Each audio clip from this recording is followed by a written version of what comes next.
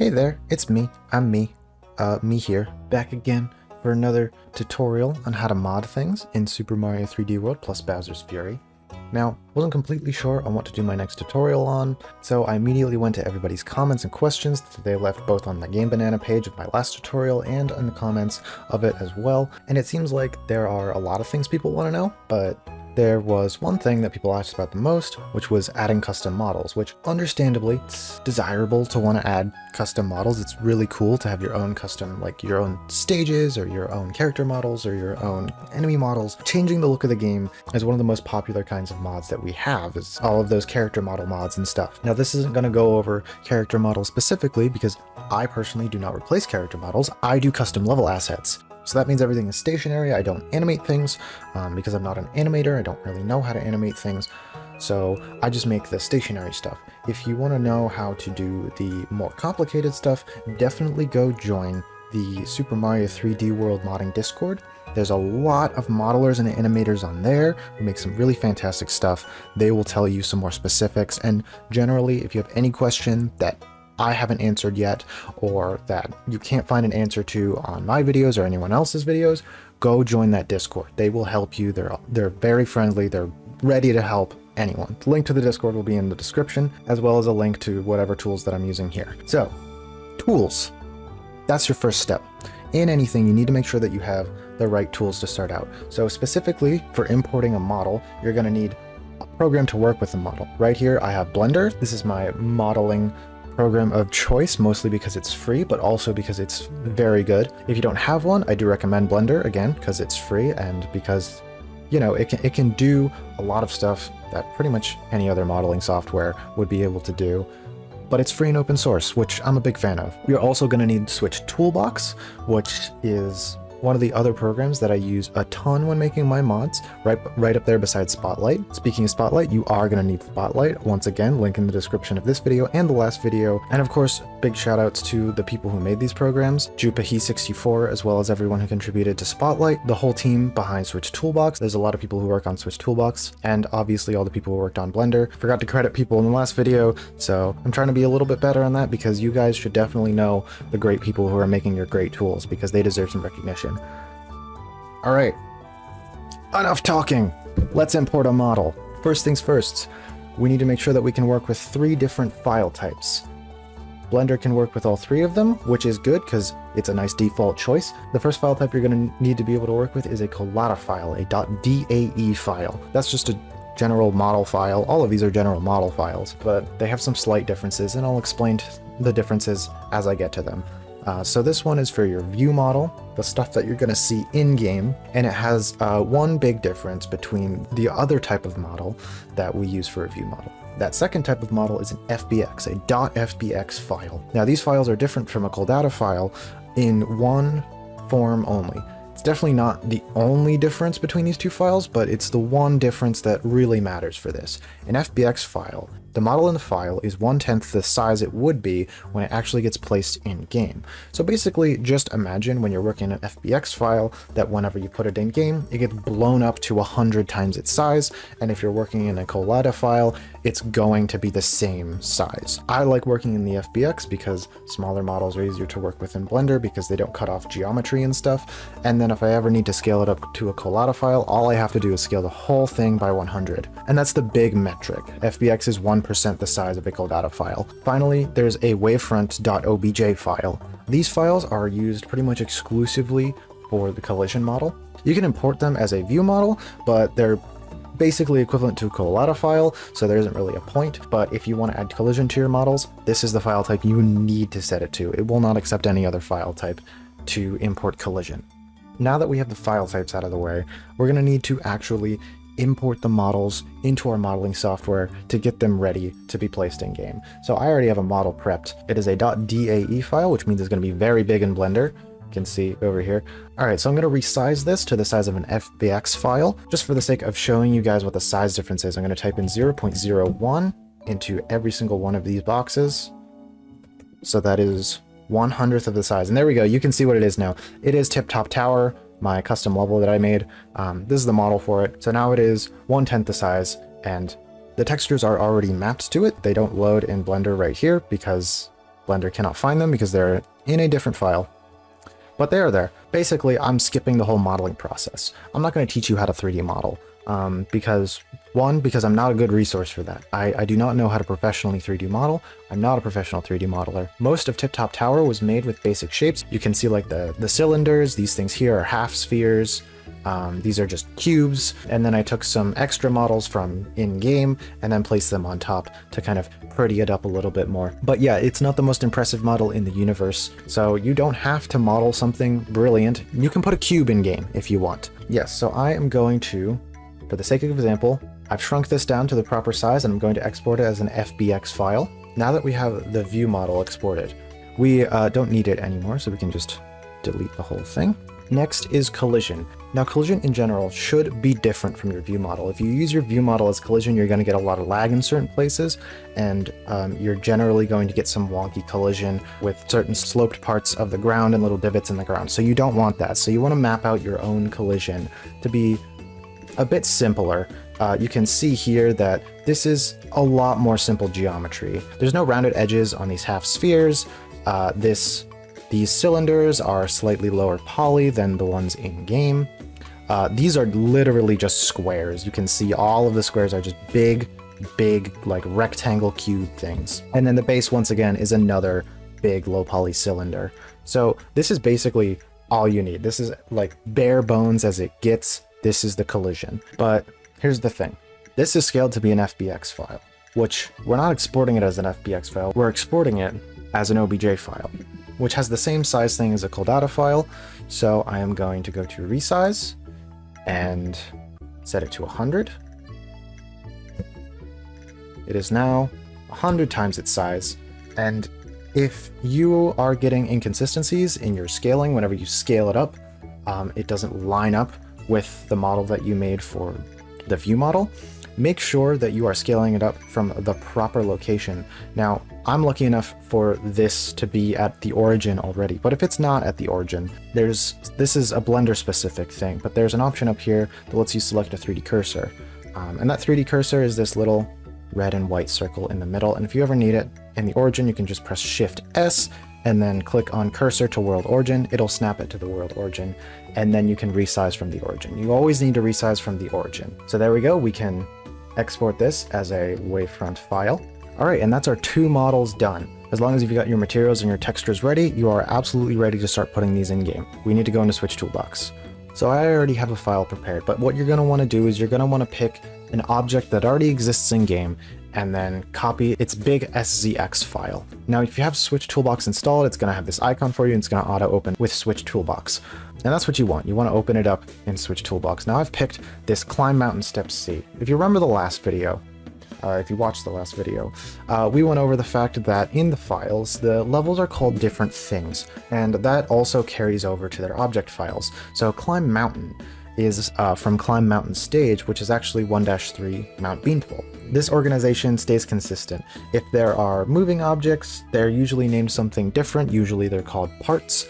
And if there are stationary objects, they are called steps. Right now I've picked the stationary object Climb Mountain Step C, and if we go into the model viewer, we can see that this is, here we go. This is the big area at the end with the bridge leading up to it. So if we want this to replace this object, we can just leave this alone, but we don't want to do that. We want a new object.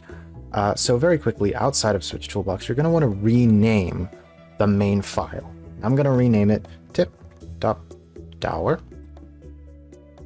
because that's what it is. Now we have tip-top-tower.szs, but it's not its own object yet because it doesn't know to actually get any of the files within it, because this file is still called Climb Mountain Step C. So anything that says Climb Mountain Step C, you're going to want to rename and replace it with the new name of your file.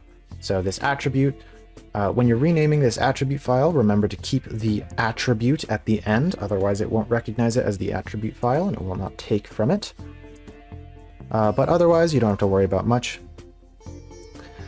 Down here in the models, the model is called something different. You don't actually have to change the name of the model for it to work, but I usually like to for consistency's sake, so I'm going to. And then finally in the animations, if there are any texture animations that you want to keep from the original model, you're going to want to rename the animation file. There we go. So now our file is all prepped to become a brand new object. And the first thing we're going to do is we're going to import the view model. And that's done by going to this models folder, down to the model here, right-clicking on it and clicking replace. And then we just navigate to our object. We've got our tip-top tower 1 here that we just exported. Let's open that up. And this first import settings, you probably won't need to check anything off. If there's anything different that I have checked here, make sure it matches. Now these next settings are the important one. The first one you need to change is this game preset. You're going to need to change it to Super Mario 3D World because that's what we're importing to. Next, you want to make sure that all of these things here, this transform matrix, enable positions, enable normals, enable UVs, enable vertex colors, tangents, bitangents, indices, weights, and UV params. Make sure all of those are checked. Now these two here depend on what you want to do. If you already have material files, then you don't want to check use material. You want that unchecked. I already have material files, so I'm going to leave that unchecked. If you don't have material files yet and you want to create them within Switch Toolbox, you can do that. The first thing you need is to export another material from the game and then import it here. So if you select the material, you go to something and I can just select one of my materials here. I can just select soil, click open, and there we go. And what that is going to do is that is going to put the soil material onto every single part of the model. And that's okay for me right now. I'm going to keep it like that. The rest of the settings up here, the advanced and inject mode, aren't really important. You shouldn't need to touch them. So as long as you don't, we can click save. And there we go. We have a tip-top tower, except it only has soil textures, which is fine. That's what I asked for. I told it to use the soil texture and it sure did. And the reason it has textures right now is because the soil texture is already in this folder, I believe. Yes, these three are the soil textures. These three here are the soil textures, and it's taking from that. Now, obviously you don't want the whole thing to be soil, which is why I have extra materials. So if you want to import some more materials, you want to open up the little minus plus over here right beside the model, and there are some objects, materials, and skeleton. Skeleton you don't have to worry about, that's an animation thing. The one we want to open is materials. So here we've got a bunch of materials. We've got floor, wood bridge, lawn, yeah. So if we want new materials, if we already have materials that we want, we're going to want to right click on the material folder and then click import material. I already have a few materials, so I'm going to import lawn because why not? Now you might have noticed that nothing happened to the model when I imported that. So we're going to go to the objects.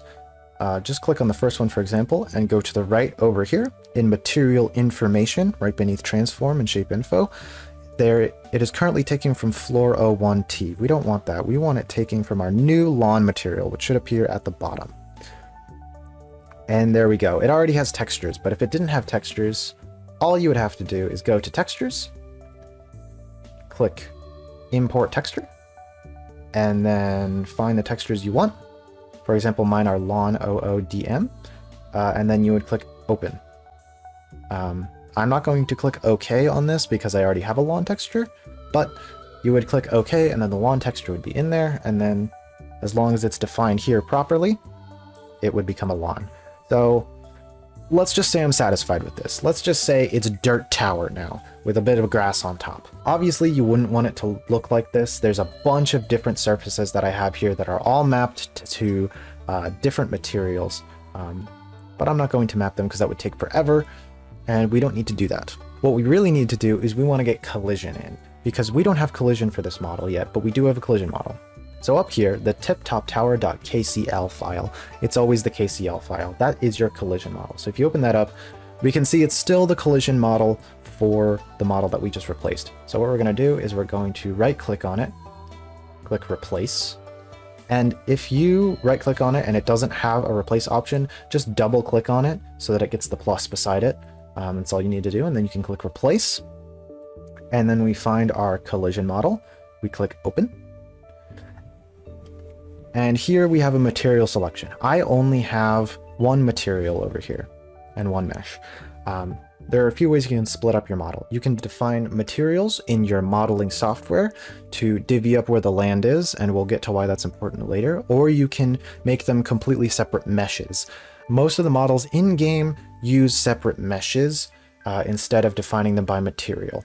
But if you have a single mesh and you can't split it up, like I have only one mesh here, I could have set a few different parts of it to different materials, and then I could have set my materials by those materials. Now, what am I even talking about? Why do we need to set materials by materials or meshes? What is the point? Well, if I hit Game Select, Mario 3D World, and then Platform, Switch, and then have this box checked, the preset editor, this will help a lot.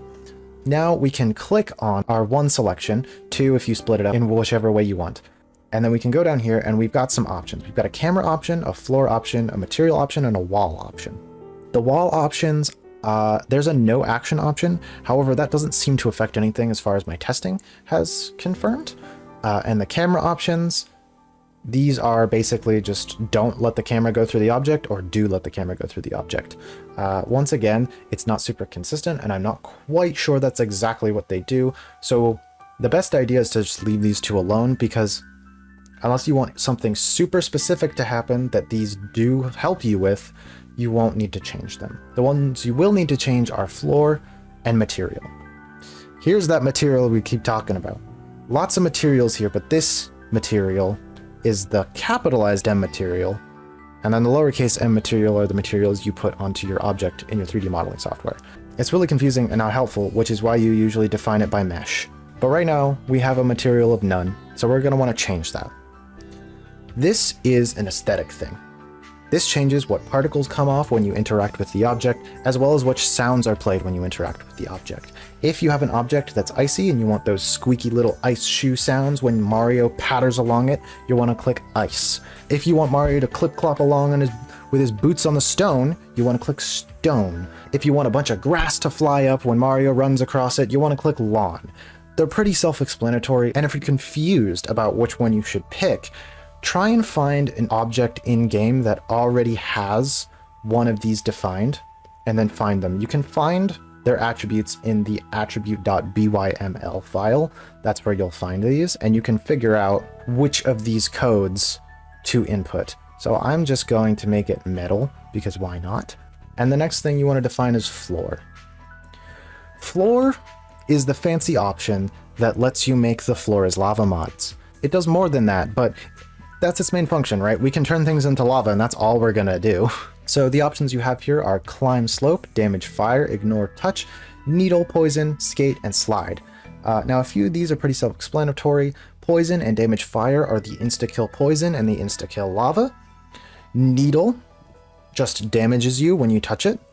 Ignore touch, you just don't interact with the object. Ground, it's just normal ground that you can walk on. Skate is when you are on ice and you get that sliding animation and you can do a little skating spin jump. Slide is for those hills that make you automatically go into a sliding animation. You can't get out unless you jump. And then climb slope is probably the most confusing one. There are little like triangle slopes in World 1-1 with cat paws on them, you may have noticed. And if you climb up one with a cat suit, you automatically latch onto the wall behind it. That's because they're defined with the climb slope floor. If something is defined as climb slope and you're on it with a cat suit and interact with a wall, you will automatically latch onto the wall. For this, I'm just going to pick ground because I just want it to be a normal ground. And then when you're done selecting all of your material data, just hit apply. And then your model will appear in the viewer. Now, if you are a little suspicious that your model hasn't lined up with your view model, you can click on your view model and then click back. And there is a little bit of a shift with the window, but as long as they're about the same place relative to the camera, a great way to do this is to find something flat. So right here, if I go up any further, I will start seeing the ground. So it's exactly the same view here. So I know that everything is in the right spot.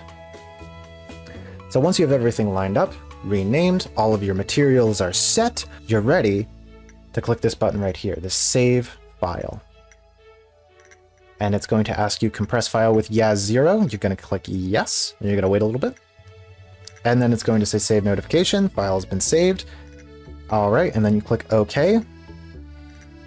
And now your file is done. You have this file right here, which is ready to be placed into the game. However, if you followed these steps exactly and you made a new object, it's not going to replace an existing object, which means you need to be able to place it in game, which means you need Spotlight. Once again, there will be a link to my Spotlight tutorial in a card, but you won't need to know everything, just how to place stuff in Spotlight. So first things first, you need Spotlight to be able to recognize the object. So what you're going to do is you're going to go to the ROM.fs file that you told Spotlight to use upon loading it up.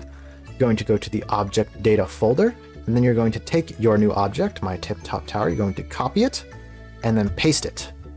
And now tip-top tower is in this folder somewhere. It ran away from me, but it's there. There it is.